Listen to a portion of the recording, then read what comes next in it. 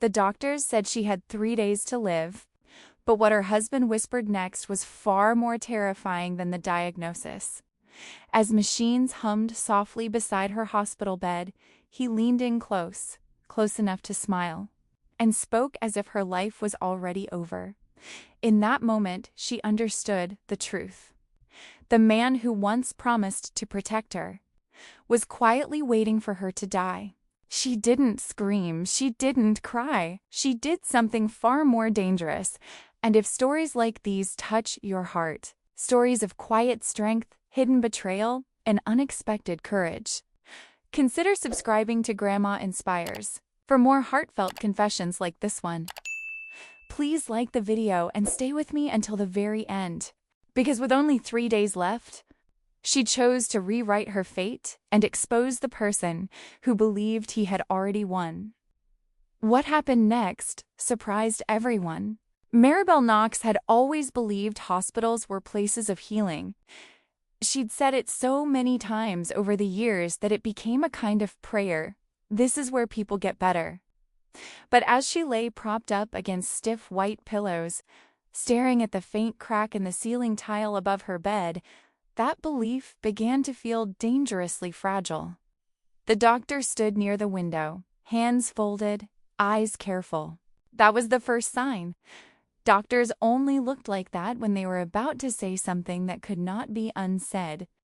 "I'm afraid the tests confirm it," he said gently. "The complications are severe. We're doing everything we can, but realistically, you may have 3 days, possibly less. 3 days. The words didn't crash into Maribel.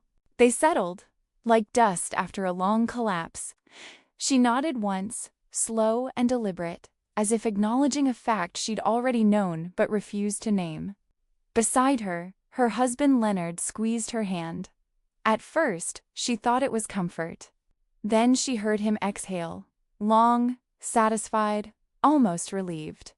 "Well," Leonard said, forcing a somber tone that didn't quite reach his eyes, "I guess we'll take it one step at a time." The doctor murmured something about rest and stepped out. The door clicked shut, sealing the room in silence. Machines hummed softly. Somewhere down the hall, someone laughed too loudly for a place like this. Leonard didn't let go of her hand. Instead, he leaned closer. "So," he whispered, voice warm and low, "looks like everything's finally lining up." Maribel turned her head slowly. "What do you mean?" she asked. He smiled. Not the smile she'd married. Not the polite one he wore at church or dinner parties. This was something looser, freer. "The house, the accounts, the investments you never stopped reminding me were yours." He squeezed her hand harder. "All of it comes to me now. Funny how life works." Her mouth went dry. "I'll make sure you're buried nicely," Leonard continued as if discussing groceries. "Nothing cheap. People will say I was a devoted husband." For a moment, Maribel wondered if the medication had blurred reality. Maybe this was some cruel hallucination. But then she felt his thumb stroke the back of her hand, slow, possessive. This was real. Leonard stood, straightening his jacket. "You should rest," he said kindly. "Big days ahead." He left without another glance. Maribel stared at the closed door, her heartbeat thudding painfully in her ears. 32 years. 32 years of shared dinners, shared beds, shared silence. And this was what waited beneath it all. Her eyes burned, but no tears fell. Instead, something colder settled in, a quiet clarity. A soft knock came at the door. A woman in gray housekeeping scrubs peeked in, pushing a cart. She looked tired, mid-40s maybe, with lines around her eyes that spoke of long shifts and short sleep. "Sorry, ma'am," the woman whispered. "Just need to clean real quick." Maribel studied her for a moment. "Come in," she said. The woman worked quietly, mop gliding over the floor. When she finished, she turned to leave. "Wait," Maribel said. The woman paused. "What's your name?" "Renee," she replied cautiously. "Renee Alvarez." Maribel swallowed. Renee, she said, voice steady despite the storm inside her. If I told you that helping me for the next 48 hours could change your life forever, would you listen? Renee frowned, unsure. Maribel met her eyes. But because I just found out I'm dying, she continued softly, and I refuse to let the wrong person profit from it. The room felt suddenly smaller. Renee didn't answer right away, but she didn't leave either. And that hesitation, just a few seconds long, was all Maribel needed to know. Maribel had only 3 days left and a husband already counting her money. But the quiet woman holding a mop might be the one person who could turn the clock against him. Renee closed the door behind her slowly. That alone told Maribel everything. If Renee had wanted nothing to do with whatever was coming next, she would have slipped out with a polite excuse. Instead, she leaned back against the wall, arms crossed loosely, eyes alert but not frightened. You said 48 hours, Renee said. That's specific. Maribel let out a careful breath. That's all the doctors think I have before decisions stop being mine. The machines beside the bed clicked and sighed, marking time more faithfully than any clock. Renee glanced at them, then back at Maribel. I don't know what kind of help you think I can give, Renee said. I clean floors. I empty trash. And you move freely through this building, Maribel replied. You hear things. You see things. And most importantly, you're invisible to people who think they own the world. That landed. Renee shifted her weight. You shouldn't be asking strangers for favors like this.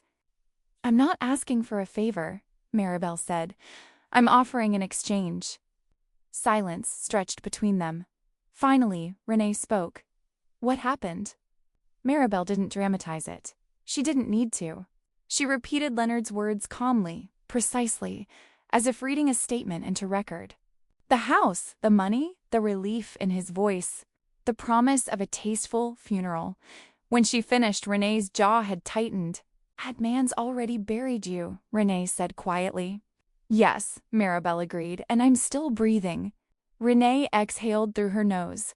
So, what do you want from me? Maribel turned her head slightly, checking the hallway through the narrow window in the door. Then she lowered her voice. I need a mobile legal notary, she said, one who can come here discreetly. I need witnesses who aren't loyal to my husband. I need someone who can make phone calls without raising questions. Renee's eyes widened. You're talking about rewriting your will and assigning medical and financial power of attorney, Maribel added. Immediately. That's serious, Renee said. If your husband finds out. He already thinks he's won, Maribel interrupted. That makes him careless. Renee looked down at her hands. They were rough, nails short, skin dry from chemicals. Working hands. Renee didn't answer right away. She walked to the sink, rinsed her hands slowly, as if buying time. The fluorescent light above flickered once, buzzing faintly. Hospitals were full of invisible lines. What staff could do, what they shouldn't, what they pretended not to see. Crossing one could cost everything. I need to be clear, Renee said finally, drying her hands on a paper towel. I'm not risking prison. Maribel nodded. Neither am I. Renee turned. And I won't lie for you. I'm not asking you to. That made Renee pause. Maribel shifted slightly against the pillows, wincing at the pain in her side before continuing. Everything I plan to do is legal, documented, proper. I just need someone who isn't compromised by my husband's expectations. Renee let out a humorless laugh. Men like that don't expect resistance. They expect delay, confusion, weakness. Exactly, Maribel said, and I don't have time for any of those. The machines ticked on.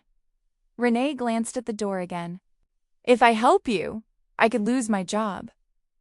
Maribel met her gaze. If you don't, I lose my life's work.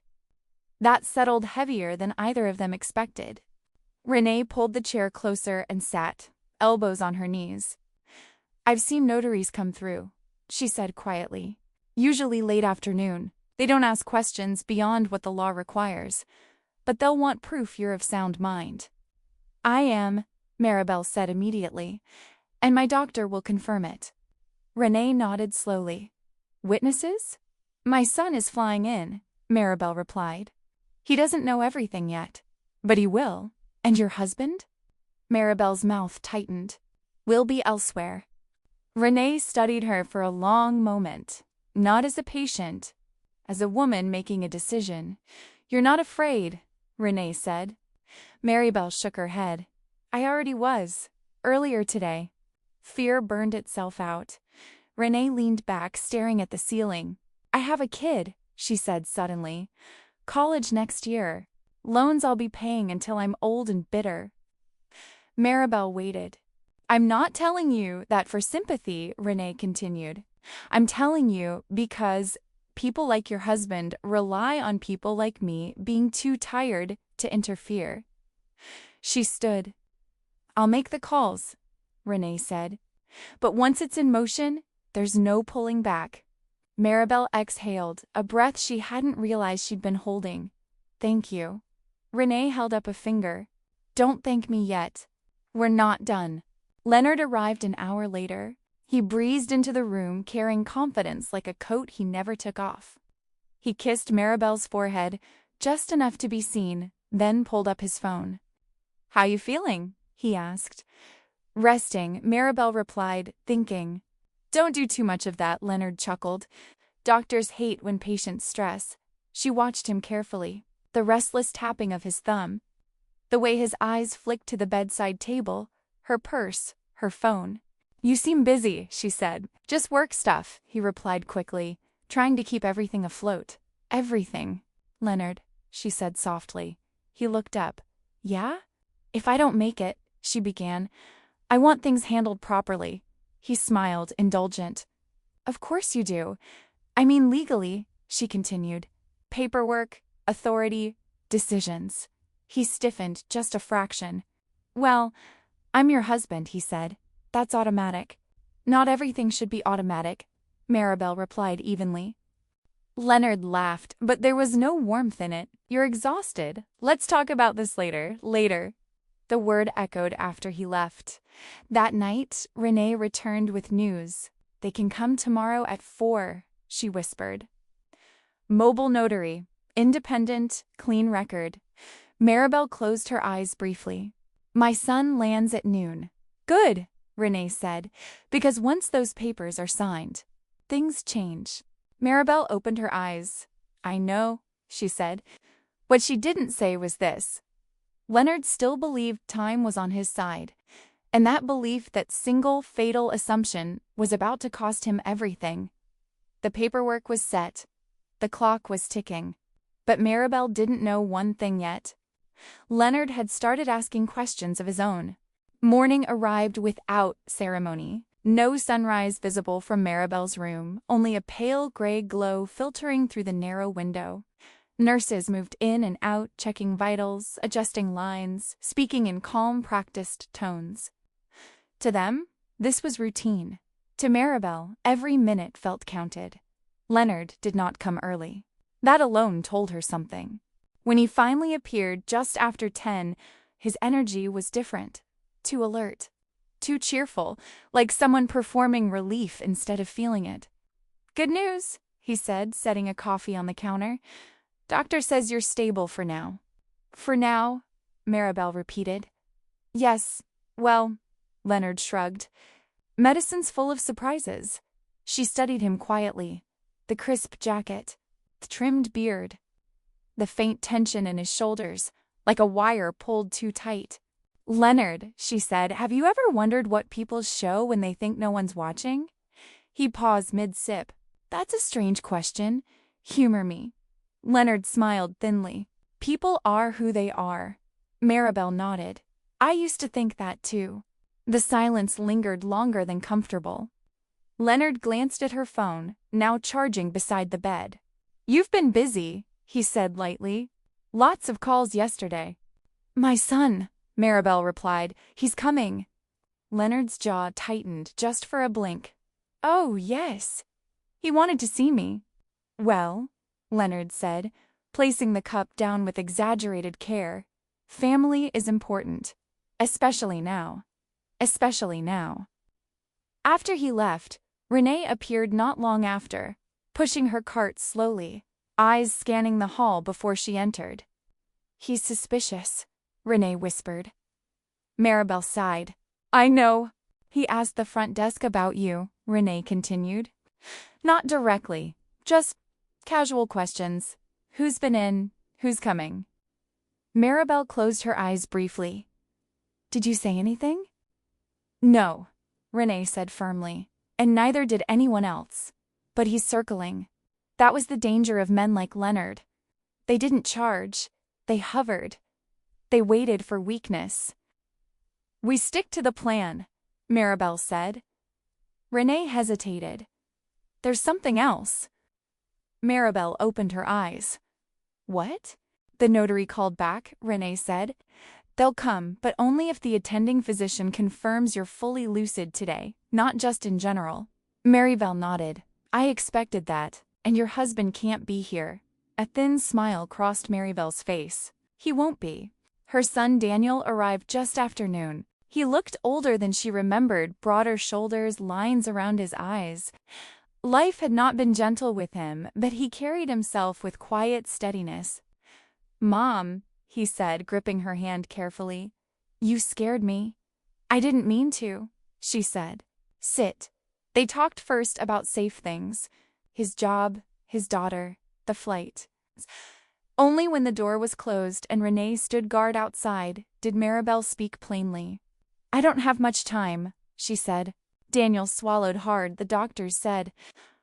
I know what they said, Maribel replied. Listen to me now. She explained. The diagnosis. Leonard's words. The plan.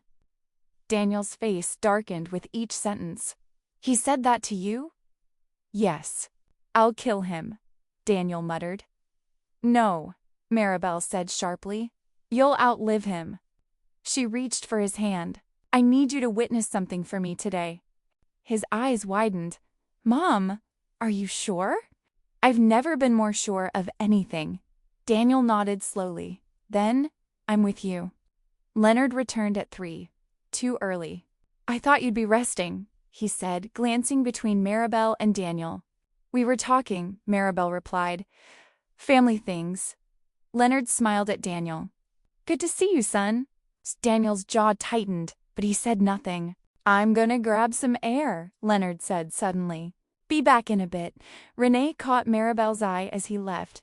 That was close, Renee whispered. Yes, Maribel said, which means he knows something's happening. At exactly 4, a woman in a navy blazer stepped into the room carrying a leather portfolio. Maribel Knox? She asked. Maribel nodded. That's me. The notary set the folder down. Shall we begin?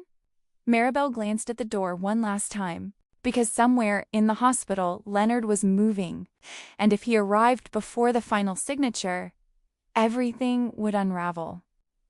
The notary had arrived. The witness was ready, but Leonard was no longer waiting patiently. The notary moved with practiced calm. She placed her portfolio on the rolling table, opened it neatly, and adjusted her glasses. Before we proceed, she said, voice professional and neutral, I need to confirm that you are acting of your own free will and that you understand the documents you're about to sign. Maribel nodded. I do. Daniel stood at her side, hands clasped tightly in front of him. Renee positioned herself near the door, pretending to reorganize supplies while quietly monitoring the hallway through the narrow glass pane. The notary turned to Maribel. Can you tell me today's date? Maribel answered without hesitation. Do you know where you are? Yes, St. Catherine Medical Center, 4th floor. And can you explain, in your own words, what these documents are for? Maribel took a steady breath. They transfer decision-making authority and clarify how my assets are distributed, effective immediately. The notary gave a small nod and made a note. Very well, she said. We'll begin with the power of attorney. As the pages were laid out, Maribel felt something unexpected. Relief. Not peace, not yet. But a loosening, like a knot finally acknowledging it could be untied. Then, the door handle rattled. Renee stiffened. Everyone froze. The handle rattled again, harder this time. Maribel? Leonard's voice came through the door, sharp and insistent.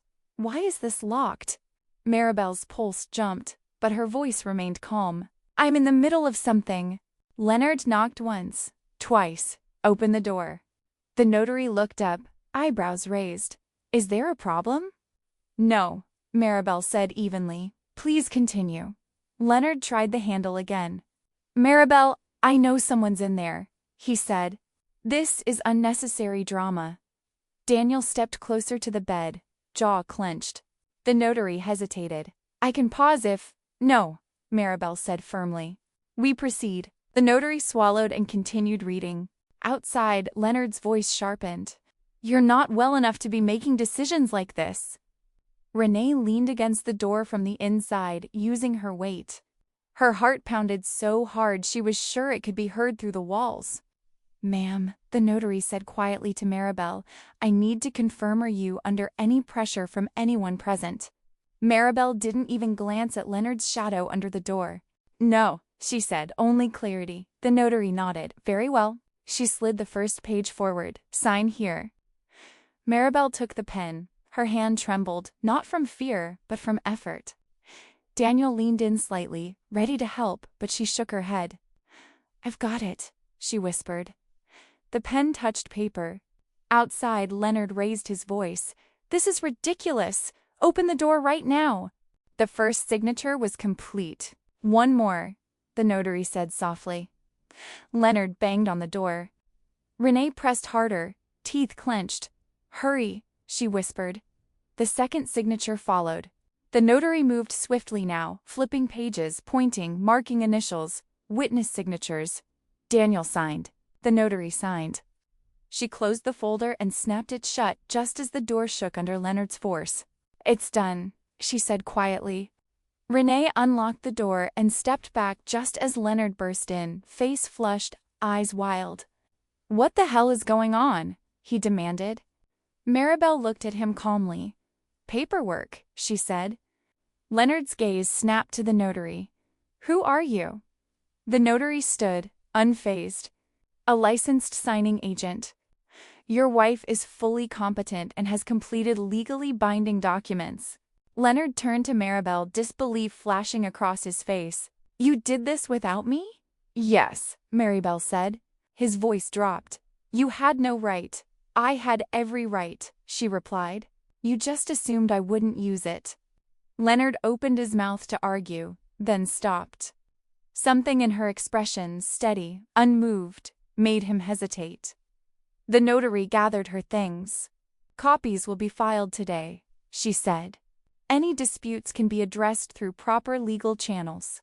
She left without another word. Leonard stood there, breathing hard, calculating. You think this changes things? He asked quietly. Maribel met his eyes. I know it does. Leonard forced a thin smile. We'll see. He turned and walked out. The room fell silent. Daniel exhaled shakily. Mom, you okay? Maribel leaned back against the pillows, exhaustion washing over her. Yes, she said. For the first time in a long while. But deep down she knew one truth. Leonard was not finished. Not by a long shot. Leonard had lost control, but not hope. And men like him never retreat. The room didn't feel the same after Leonard left. It wasn't quiet, a machine still hummed, footsteps still echoed down the hall, but something invisible had shifted. Like the air after a storm breaks, heavy with what had already happened and what was still coming. Daniel sat back down slowly. He's going to fight this, he said. Maribel nodded. Of course he is. Renee hovered near the door, listening. When she was sure Leonard was gone, she finally relaxed her shoulders. I've never seen someone look that angry while pretending to be calm, she murmured. That's his specialty, Maribel said. Rage, wrapped in manners. The notary's words echoed in her mind legally binding documents. For years, Leonard had treated legality like a suggestion, assuming charm and proximity would always win. Today proved otherwise. But Maribel knew better than to believe the danger had passed. Leonard didn't come back that evening. Instead, the doctor did. Dr. Halverson entered with a tablet tucked under his arm, his expression serious but not grim. "You caused a bit of a stir today," he said gently. Maribel smiled faintly. "I imagine I did." "I need to ask you something directly," he continued. "Are you feeling pressured by anyone in your life right now?" Maribel met his eyes. "No. But I was." The doctor nodded once. "That's what I thought." He adjusted the tablet. "Your vitals have stabilized somewhat. It doesn't change the overall prognosis, but it gives us a window." "A window for what?" Daniel asked. "For surgery," the doctor replied. "High risk, but it's an option now." Maribel closed her eyes. Earlier that week, surgery had felt like a cruel gamble, risking pain for a future she wasn't sure she even wanted. But now? Now, the future belonged to her again. "I want to try," she said. Daniel's head snapped up. "Mom, I know," she said softly. "But I didn't come this far to stop fighting." The doctor nodded. "We'll prep for early morning, 6 a.m. When he left, the weight of the decision settled in. Renee cleared her throat. "I'll be on shift tonight," she said, "if he comes back." Maribel looked at her. "You've already done more than enough." Renee shook her head. "No, I haven't." Leonard sat in his car in the parking garage, staring at his phone. Every message he typed, he deleted. Every call he considered, he stopped himself. Rage without strategy was useless, and Leonard prided himself on being useful. He replayed the scene in the room, the notary, the signatures, the calm in Maribel's voice. She planned this, he realized. Not impulsive, not confused, planned. Scrolled through his contacts and tapped a name. "Hey," he said when the call connected. "I need a favor." That night, Maribel barely slept. Pain came in slow waves. Regret tried to creep in, whispering questions she refused to answer. What if the surgery fails? What if Leonard finds a way around this? She focused instead on small certainties. Daniel asleep in the chair beside her. Renee's soft footsteps outside the door, the simple truth that she had chosen. Near midnight, Renee slipped inside. "He was here," she whispered. Maribel's heart skipped. "Leonard? No, someone else, a man in a suit. Asked questions about your condition, claimed he was handling paperwork." Daniel sat up instantly. "Who?" Renee shook her head. "Didn't say." "But he wasn't hospital staff." Maribel exhaled slowly. Leonard wasn't just angry, he was moving pieces. Just before dawn, the nurse arrived to prep Maribel for surgery. As they wheeled her bed toward the elevator, she caught a glimpse down the hall. Leonard stood near the nurse's station, speaking quietly to a man Maribel didn't recognize. Both of them looked up at the same time. Leonard smiled. It wasn't a friendly smile. It was a promise. The surgery was scheduled. The papers were signed. But Leonard had begun his counterattack. The operating room was colder than Maribel expected. Bright lights hovered above her like artificial suns, too white, too clean. Voices moved around her, measured, calm, professional. She felt hands adjusting straps, monitors clicking into place, the faint sting of antiseptic on her skin. "Maribel Knox," a nurse said gently. "Can you confirm your date of birth?" Maribel answered. "And you're consenting to the procedure?" "Yes," she said. "Of my own free will." The anesthesiologist leaned into her view. "I'm going to give you something to help you relax. You may feel sleepy." Maribel nodded. As the medicine began to spread through her veins, her thoughts drifted, not to fear, but to resolve. She had faced Leonard. She had acted. Whatever happened next would not erase that. The ceiling lights blurred. Then darkness. Leonard didn't wait for the surgery to finish. Within minutes of Maribel being taken down, he moved. The man from the night before, thin, sharp-eyed, expensive suit, walked beside him through the administrative wing of the hospital. "Timing matters," the man said quietly. "Once surgery's done, courts are less sympathetic." Leonard's jaw tightened. "I don't need sympathy. I need access." They stopped outside an office. Inside, a hospital administrator looked up, startled. "Can I help you?" Leonard smiled warmly. "I'm Maribel Knox's husband." The word husband still opened doors. Renee felt something was wrong before she knew what it was. The hall felt tense, nurses whispering more than usual. She pushed her cart slowly, listening. "She's in surgery," one nurse said. "There's a dispute," another murmured. "Legal's been notified." Renee's stomach dropped. She hurried toward the administrative wing, stopping short when she saw Leonard through the glass wall, gesturing sharply as he spoke to someone behind a desk. "He's trying to undo it," she realized. Renee didn't hesitate. She turned and walked straight to the nurse's station. "I need to speak to Dr. Halverson. Now." Daniel sat alone in the waiting area, staring at the double doors marked "Authorized Personnel Only." Every minute stretched, every sound felt amplified: the cough of a stranger, the buzz of a phone, the scrape of a chair. A man in a gray suit approached him. "You must be Daniel Knox," the man said smoothly. Daniel looked up. "Who are you?" "I represent your stepfather," the man replied. "We need to talk about your mother's decisions." Daniel stood. Anything she decided was her right. The man smiled thinly. "That depends on her condition at the time." Daniel felt anger surge. She was lucid. A doctor confirmed it. "Doctors can be mistaken," the man said lightly. Daniel stepped closer. "And lawyers can lie." The man's smile faded. "Careful." Daniel didn't back down. "You picked the wrong day." Inside the operating room, the surgeon's voice was steady. "We're past the critical point." Scalpels moved. Monitors beeped. The team worked with practiced precision. Maribel's body fought quietly. Dr. Halverson arrived at the administrative office just as Leonard raised his voice. "What's going on here?" the doctor demanded. Leonard turned. "Doctor, thank God. My wife signed documents under extreme stress." She requested the notary. Dr. Halverson cut in. She answered every question clearly. "I documented her mental status personally." Leonard's eyes flashed. "She was medicated." "Not at the time," the doctor replied calmly. "And you were asked to leave." The administrator cleared her throat. "Mr. Knox, we've reviewed the documentation. The paperwork stands." Leonard's face hardened. "So that's it?" he asked. "For now," the administrator said.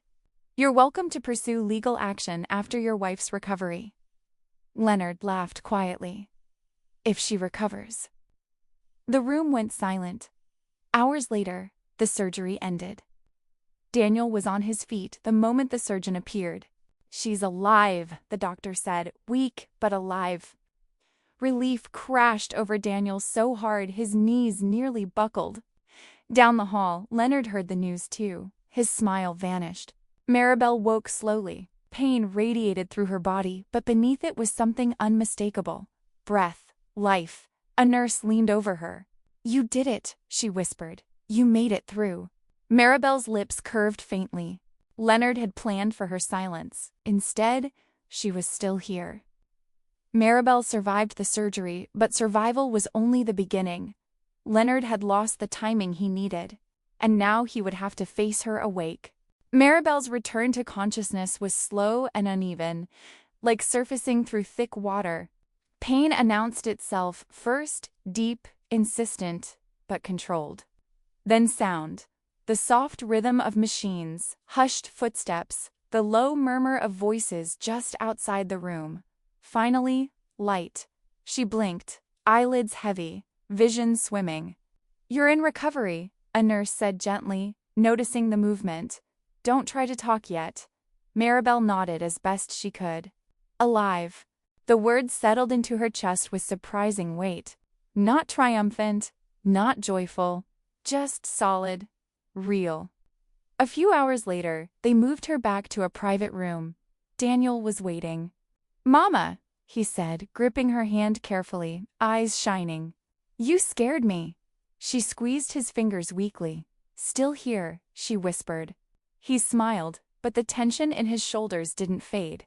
"Leonard's been asking when he can see you." Maribel closed her eyes briefly. "He can wait." Leonard waited less than an hour. He entered with the same practiced calm, but it didn't sit on him as well anymore. The confidence had cracks now. His eyes scanned the room, first machines, chart, Daniel, before settling on Maribel's face. "Well," he said lightly, "look at you. Stronger than they gave you credit for." Maribel studied him in silence. Daniel stood. "I'll get some air." Leonard smirked.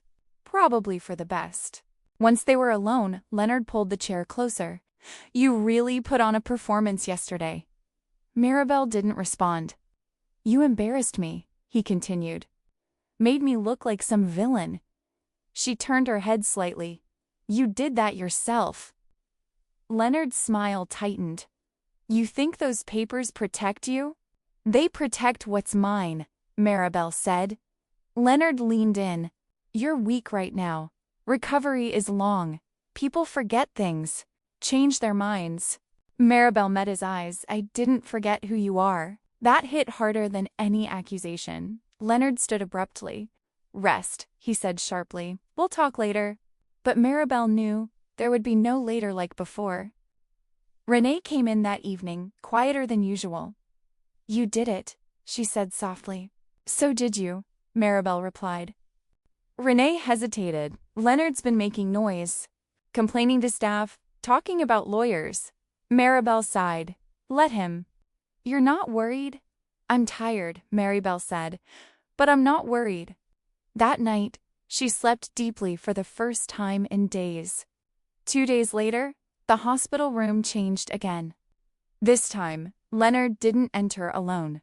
A woman in a tailored suit followed him, expression neutral, eyes sharp. Daniel was already present, arms crossed. "Maribel Knox," the woman said.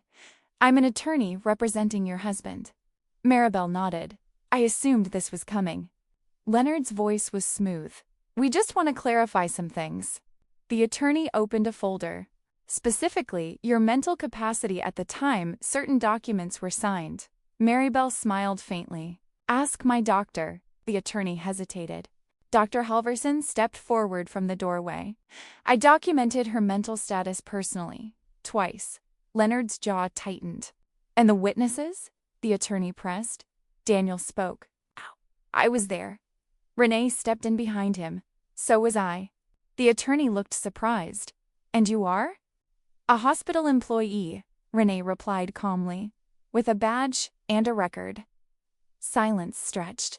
The attorney closed her folder. "Given the documentation," she said carefully, "there's no immediate basis to contest." Leonard turned on her. "That's it? For now?" she replied. "I'll be in touch." She left. Leonard lingered. "You think you won?" he said quietly. Maribel looked at him, not with anger, not with fear, but with something colder. "I didn't win," she said. "I woke up. That was worse." Leonard left without another word. Later that evening, Daniel sat beside her. "What happens now?" he asked. Maribel looked out the window at the city lights. "Now I heal, slowly. And when I'm strong enough, I live on my terms." Daniel smiled. "I like those terms." Maribel did too. But somewhere deep down, she knew Leonard wasn't finished trying to reclaim what he believed was stolen from him. And desperation made people reckless. Leonard's legal attack had failed, but his patience was gone. As Maribel recovered, he began planning something far more dangerous than paperwork. Recovery was not graceful. Maribel learned that quickly. Her body felt foreign heavy in places, hollow in others. Simple movements required planning. Breathing hurt. Laughing was out of the question. But every morning she opened her eyes and reminded herself, "I am still here." That alone was victory. Leonard stopped visiting daily. At first, Maribel welcomed the absence. The room felt lighter without his presence pressing against it. But Renee noticed the pattern shift before Maribel did. "He's watching from a distance now," Renee said one afternoon, voice low, popping in late, asking staff questions that sound harmless but aren't. "What kind of questions?" Maribel asked. "Medication schedules. Visitor logs. Who's on night duty?" Daniel frowned. Why would he care about that? Maribel closed her eyes briefly. "Because control doesn't always look like confrontation," she said. "Sometimes it looks like patience." The first incident happened on a Tuesday night. Maribel woke gasping, chest tight, heart racing. The monitor beside her bed shrieked into life. Nurses rushed in, adjusting lines, checking vitals. "What happened?" Daniel asked, shaken. A nurse frowned at the forebag. "This isn't the dosage we ordered." The room went very still. "Could it be a mistake?" Daniel asked. The nurse didn't answer right away. "It shouldn't be," she said finally. "We double-check." Maribel felt a cold ripple spread through her chest that had nothing to do with medicine. The hospital launched a quiet review. No announcements. No accusations. Just subtle shifts badge checks, sign-in logs reviewed, cameras examined. Staff were careful with their words. Renee found Maribel later that night. "They think someone tampered with your medication," she whispered. Maribel nodded. "I thought they might." Renee swallowed. Leonard was on the floor earlier. Daniel's hands curled into fists. "That's attempted murder." "Or a warning," Maribel said softly. Leonard arrived the next day, unannounced.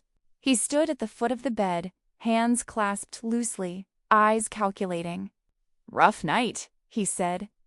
Maribel met his gaze. "You seem well-informed." He shrugged. "Hospitals talk?" "Do they?" she asked. Leonard leaned closer. "You're pushing your luck, Maribel." Something in his voice, low, almost intimate, made Daniel step forward. "Back up," Daniel said. Leonard smiled. "Relax. I'm just concerned." Maribel's voice was steady. Concern doesn't adjust 4 dosages. The smile dropped. For a split second, the mask slipped. Then Leonard straightened. "You're imagining things?" Stressed as that, Maribel nodded. "It also clarifies." Leonard left without another word. The next morning, security appeared. They installed a small camera outside Maribel's door.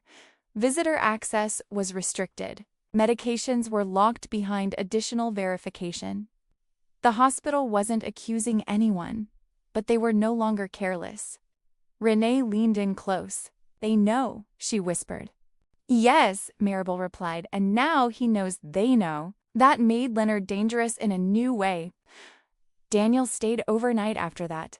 Late into the night, he whispered, "Mom, what if this never stops?" Maribel reached for his hand. "It will." "How do you know?" "Because people who rely on secrecy fall apart when the light stays on." Leonard's final move came sooner than expected. The next afternoon, a social worker entered the room with a clipboard. "Mrs. Knox," she said gently, "there's been a request for a psychiatric evaluation." Daniel stood. "By who?" The social worker hesitated. "Your husband." Maribel felt a chill. "He's claiming you're paranoid," the woman continued. "That stress and medication may be affecting your judgment." Maribel exhaled slowly. Leonard wasn't trying to win her assets anymore. He was trying to erase her credibility. Renee looked furious. "That's low." Maribel nodded. "It's also his last card." The social worker cleared her throat. "Do you consent to the evaluation?" Maribel met her eyes. "Yes." Daniel stared at her. "Mom, let him," Maribel said calmly. Truth survives scrutiny. As the social worker left, Maribel leaned back against her pillows. Leonard thought instability would weaken her. He had forgotten one thing. She had already survived him. Leonard had crossed a line from greed to sabotage. Now he was trying to label Maribel unstable to regain control. The evaluation room was smaller than Maribel expected. Soft lighting, neutral walls, 2 chairs positioned at a careful distance from the bed. Everything about it was designed to feel calm and threatening, but Maribel knew better. This wasn't about comfort. It was about record. The psychiatrist introduced herself and explained the process in clear, deliberate terms.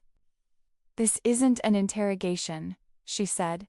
"It's simply an assessment of your mental clarity and decision-making capacity." Maribel nodded. "I understand." Leonard sat in the corner, arms folded, expression rehearsed concerned husband, worried sick. He avoided Maribel's eyes. The questions began gently. "Can you tell me why you believe your husband may be acting against your interests?" Maribel answered without emotion. She described Leonard's statements, his actions, the timing, the dosage incident. The psychiatrist listened, occasionally jotting notes. "Do you believe he intended to harm you?" Maribel paused. "I believe he intended to regain control. Whether harm was a consequence or a toolie, I can't say." Leonard scoffed quietly. "See? Paranoia." The psychiatrist raised a hand. "Please don't interrupt." Leonard flushed.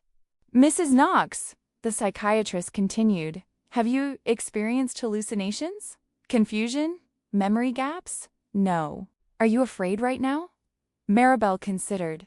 "No, I'm alert." The psychiatrist nodded slowly. Then she turned to Leonard. "Mr. Knox," she said, "I need to ask you a few questions as well." Leonard blinked. "Me?" "Yes," she replied calmly. "Context matters." Leonard straightened. "Of course. Why did you request this evaluation?" Leonard sighed theatrically. "My wife has been under tremendous stress. She's making drastic decisions. Accusing staff, accusing me." "Accusing you of what?" the psychiatrist asked. Leonard hesitated. "Of plotting." The psychiatrist looked back at Maribel. "Did you accuse him of plotting?" "No," Maribel said. "I stated observable facts." The psychiatrist wrote something down. "And the legal documents?" the psychiatrist asked Leonard. "Why do you believe she was incapable of signing them?" Leonard's jaw tightened. "She was medicated." "I reviewed her chart," the psychiatrist replied. "She was not sedated at the time." Leonard's confidence wavered. "Did you attempt to challenge the documents through legal counsel?" the psychiatrist continued. "Yes," Leonard said. "And were you advised that you lacked grounds?" Leonard didn't answer. The psychiatrist closed her notebook. "Thank you," she said. "That will be all." Leonard stared. "That's it, for now," she replied. The report was filed that evening. Maribel was declared fully competent, with no evidence of delusional thinking or cognitive impairment. Leonard was advised, politely but firmly, to stop interfering with her care. When he read the summary, something inside him cracked. 2 days later, Maribel was moved to a monitored recovery wing. Security presence was obvious now. Nurses double-checked everything. The hospital was done being subtle. Renee walked beside the gurney. "You're safer here," she said. Maribel smiled faintly. Funny how truth needs guards. Leonard didn't visit that night. Instead, Daniel received a call. He showed up at the house, Daniel told his mother. Started taking things, documents, jewelry. Maribel closed her eyes. "Let him, Mom. Everything that matters is already protected," she said. "Objects don't frighten me." The next morning, Leonard appeared again. This time, his charm was gone. "You think you humiliated me?" he hissed. "In front of doctors? Lawyers?" Maribel looked at him calmly. "You humiliated yourself. You're not done here," Leonard snapped. Maribel tilted her head. "Neither are you." He froze. "What does that mean?" Maribel's voice was steady. "It means the hospital has logs, cameras, records, And someone tampered with my medication. Leonard's face drained of color. You don't have proof, he whispered. Maribel smiled faintly. Not yet. Leonard stepped back. For the first time, fear flickered in his eyes. Leonard's attempt to discredit Maribel had failed, and now the evidence was closing in. The question was no longer if the truth would come out, but who would fall when it did. The investigators arrived quietly. No flashing lights, no dramatic announcements, just two people in plain clothes who asked careful questions and listened more than they spoke. One introduced herself as hospital compliance. The other didn't introduce himself at all. Maribel noticed everything. The way Leonard suddenly stopped showing up, the way staff became extra formal, the way conversations ended when she entered a room. Renee confirmed it later. They pulled access logs, she whispered. Every badge swipe, every medication override. They're not guessing anymore. Maribel nodded. Good. Daniel leaned forward. What happens if they find something? Maribel's voice was calm. Then the truth becomes heavier than his excuses. Leonard tried to regain control by distance. He stopped calling, stopped visiting. When Daniel checked the house, drawers were open, closets half empty. Leonard had taken what he could carry and left the rest behind like a stage set after the actors had gone. He's running, Daniel said. No, Maribel corrected gently. He's repositioning. That was worse. The investigator returned the next afternoon alone. Mrs. Knox, she said, pulling a chair closer, we found irregularities. Maribel didn't react. Tell me. Someone accessed your medication lock without authorization. The timestamp aligns with your husband's visit. Daniel's fists clenched. There's more, the investigator continued. We also reviewed financial activity. Maribel raised an eyebrow. Financial? There were attempted account changes made from your home IP address while you were hospitalized. Maribel exhaled slowly. So he wasn't just trying to hurt me. No, the investigator said. He was trying to move faster than you could stop him. Leonard made his mistake that night. He called. I want to talk, he said, voice strained. Just us. Maribel held the phone away from her ear slightly, then brought it back. Anything you have to say can be said with witnesses. You're ruining your own life, Leonard snapped. Dragging this out. Maribel smiled faintly. You should have thought about that before you tried to erase me. Silence crackled on the line. You don't have proof, Leonard said finally. Maribel ended the call. The following morning, the police arrived. Not to her room, to Leonard. Daniel got the message first. They picked him up, he said, breathless, for questioning. Maribel closed her eyes. Not relief, not joy. Just inevitability. Renee came in later, eyes wide. He's been escorted out of the hospital permanently. Good, Maribel said. No more shadows. Leonard's lawyer requested a meeting. Maribel declined. Then, another request came, this one from Leonard himself through official channels. I want to apologize, the message read. Maribel handed the phone back to Daniel. Delete it. But, no, she said firmly, apologies are not currency. Recovery moved forward, slow steps, physical therapy. Long afternoons staring out the window as the city moved without her. For the first time, Maribel felt time stretching forward instead of closing in. One afternoon, Renee sat beside her bed instead of standing. They promoted me, she said quietly. Maribel smiled. You earned it. They said I handled myself with integrity, Renee continued. I think they meant when I didn't look away. Maribel reached for her hand. That matters more than people realize. The official findings were delivered 2 weeks later. Leonard was charged with attempted tampering, fraud, and coercive control. His accounts were frozen, his access revoked. When Daniel read the report aloud, his voice shook. It's over, he said. Maribel looked at the paper. No, she said softly. It's finished. There was a difference. That night, Maribel lay awake thinking about the moment. Leonard had leaned over her bed and whispered about inheritance like it was a reward already earned. He had believed her silence was guaranteed. He had mistaken kindness for weakness. In the morning, she signed one final document, not legal, personal, a letter, to herself. You listened. You acted. You survived. She folded it carefully and placed it in her bag, because the future, however long it was, belonged to her now. Leonard was gone, exposed, and facing consequences. But freedom brought a new question Maribel hadn't prepared for. Who was she now without fear guiding every decision? Leaving the hospital felt stranger than entering it. Maribel expected relief, maybe even celebration, but what she felt instead was hesitation. The automatic doors slid open and sunlight spilled across the pavement like an invitation she wasn't sure how to accept. Daniel hovered close. You okay? Yes, she said, then corrected herself. I'm adjusting.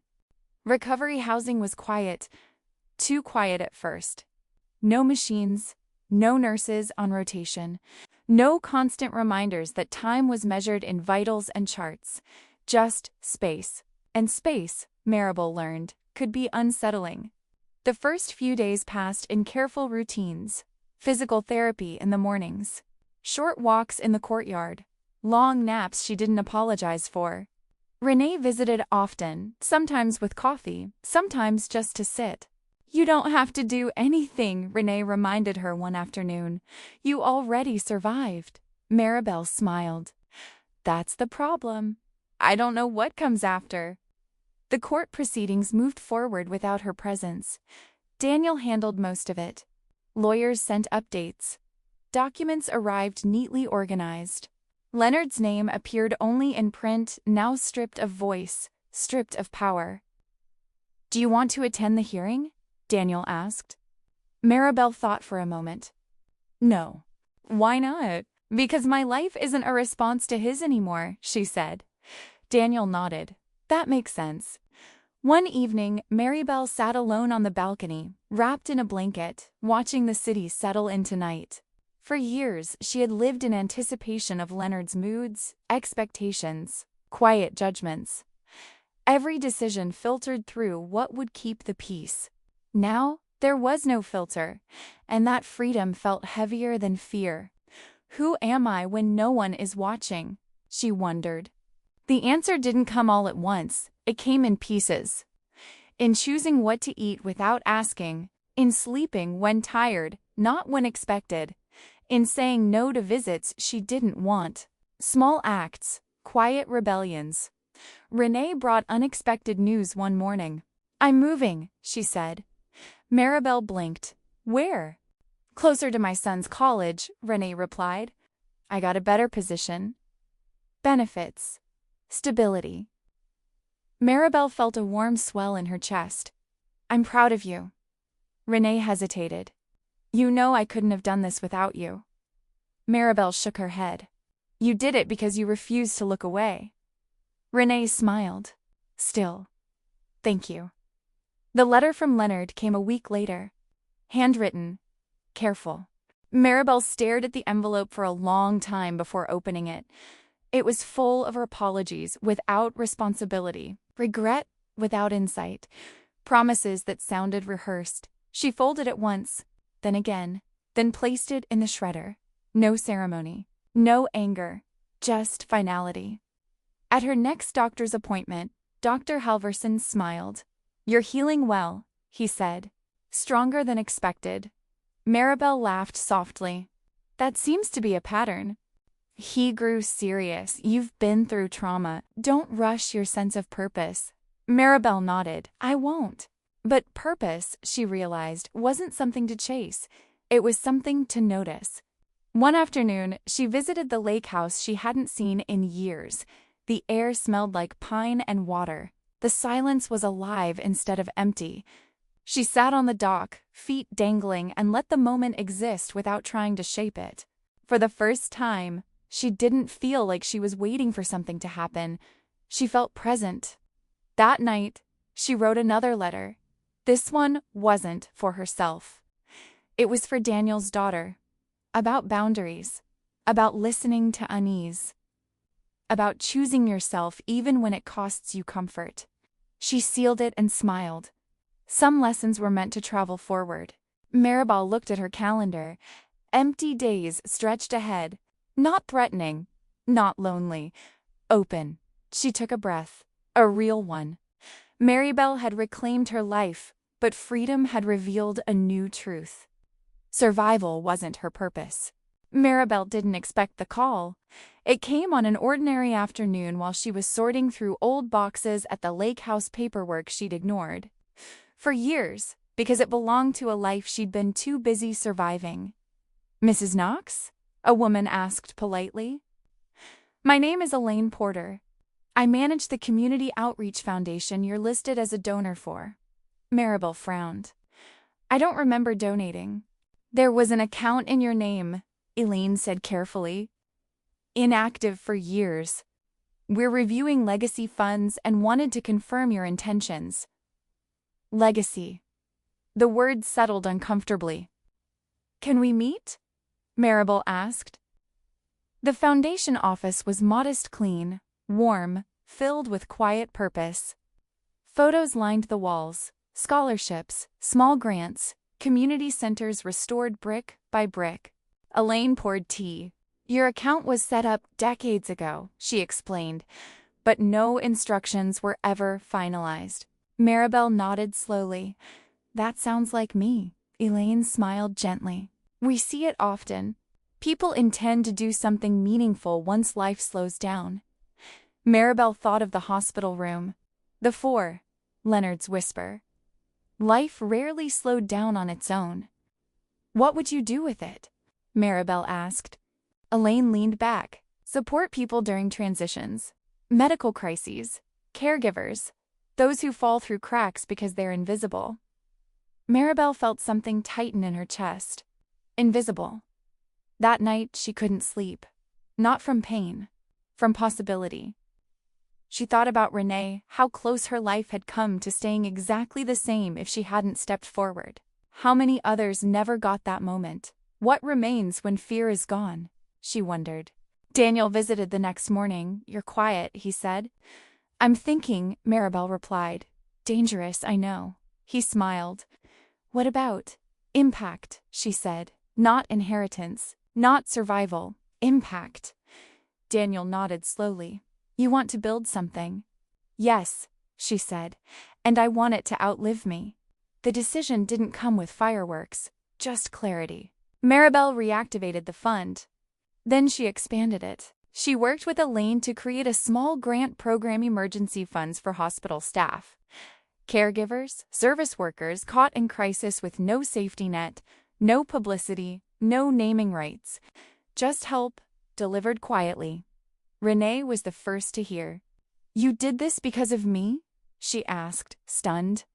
"I did this because of what I learned from you," Maribel replied. Renee shook her head. "I don't know what to say." "Say you'll keep noticing people," Maribel said. "That's enough." The first grant was approved within weeks. A nursing assistant whose hours had been cut. A hospital cleaner facing eviction. A caregiver who'd missed rent while sitting bedside for someone who never came home.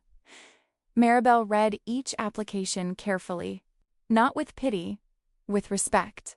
Leonard's name surfaced once more. A notice from the court. Sentencing scheduled. Daniel offered to attend. Maribel declined. "I've already closed that chapter," she said. "I don't need the ending spelled out." One evening, Maribel sat on the porch as rain rolled across the lake in soft waves. She realized something then. She no longer replayed the hospital scene. No longer imagined what might have happened. The story had stopped controlling her. It was just a chapter now. Elaine called again weeks later. "We've had more requests than expected," she said. People heard. Maribel smiled. "Good. What should we do?" Elaine asked. Maribel looked out at the water. "We grow carefully," she said. "We don't become loud. We stay effective." Elaine laughed softly. You sound like someone who's learned the hard way. Yes, Maribel said, and the right way. That night, Maribel opened her calendar again. It wasn't empty anymore. Meetings, reviews, purpose, not obligation, choice. She closed the book and leaned back. For the first time, she wasn't asking what she owed the world. She was deciding what she wanted to give. Maribel had turned survival into purpose, but life wasn't finished testing her resolve. Because doing good quietly has a way of drawing attention. The letter arrived without warning. No legal stamp, no threats. Just an envelope with Maribel's name written in careful, unfamiliar handwriting. She held it for a moment before opening it, a familiar instinct stirring. Attention always has a price. Inside was a single page. I know what you've been doing. You helped people like me. Now I need your help again. No signature, no return address. Maribel sat back slowly. She hadn't sought recognition. The fund had been intentionally quiet. No press. No announcements. And yet, someone had noticed. Daniel read the letter twice. This could be nothing, he said. Or it could be someone trying to take advantage. Yes, Maribel agreed. And ignoring it could also cost someone dearly. That was the danger of caring. Silence protected peace, but not always people. She asked Elaine to look into it discreetly. 2 days later, Elaine called. We traced the handwriting to an application we denied last month. Denied? Maribel asked. Yes, incomplete documentation. No proof of need beyond a letter. Maribel closed her eyes briefly. And now? The applicant showed up at our office yesterday, Elaine continued. Agitated. Not violent, but desperate. Desperation could turn quickly. I'll meet them, Maribel said. Elaine hesitated. Are you sure? Yes, Maribel replied, but not alone. The meeting was held in a public library conference room, neutral ground. The woman who entered was younger than Maribel expected, late 20s maybe. Dark circles under her eyes, hands that wouldn't quite stay still. My name is Tessa, she said quickly. I didn't mean to scare you. Maribel gestured to the chair. Sit. Tessa sat, gripping her bag like a lifeline. I'm not trying to manipulate you, she said. I just ran out of options. Maribel listened. Tessa had been caring for her mother. Missed work. Lost housing. Fell behind. Systems failed quietly, one form at a time. I didn't lie, Tessa said. I just didn't know how to prove being tired. Maribel felt a familiar ache. I believe you, she said. But belief isn't enough to build something sustainable. Tessa's shoulders slumped. So this is a no? No, Maribel said. This is a pause. She turned to Elaine. We adjust the criteria. Elaine blinked. Maribel. We add advocacy, Maribel continued. Not just funds. People who help applicants translate their lives into paperwork. Tessa looked up, eyes wide. You do that? Yes, Maribel said. Because people shouldn't fail just because they don't speak the system's language. Not everyone approved. Within days, emails arrived accusing Maribel of favoritism, of encouraging dependency, of overreach. One message stood out. You think you're better than everyone now. Careful people fall hard from pedestals. Maribel deleted it. She had lived under someone else's control for too long to fear strangers' opinions. Then came the call she didn't expect. Leonard's brother. I thought you should know, he said quietly. Leonard's blaming you for everything. Maribel felt nothing. That's not new. He's telling people you ruined him. Maribel smiled faintly. He did that himself. The call ended. The fund grew anyway. Carefully. Thoughtfully. Mistakes were corrected. Boundaries reinforced. Safety prioritized. Maribel learned the balance. Not everyone could be saved, but no one should be dismissed casually. One evening, Daniel watched her review applications late into the night. You're tired, he said. Yes, she replied. but it's a good tired. Maribel stood by the lake the next morning, watching the mist lift. She realized something important.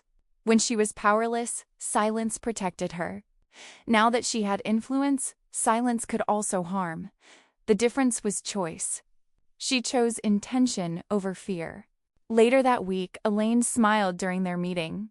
"You know," she said, "people are starting to ask who you are." Maribel shook her head. "They don't need my name. What do they need?" "A reminder," Maribel said, "that dignity shouldn't require permission." She folded the anonymous letter and placed it in a drawer, not as a warning, as a marker. A reminder that building something meaningful would always invite tension. And that was okay.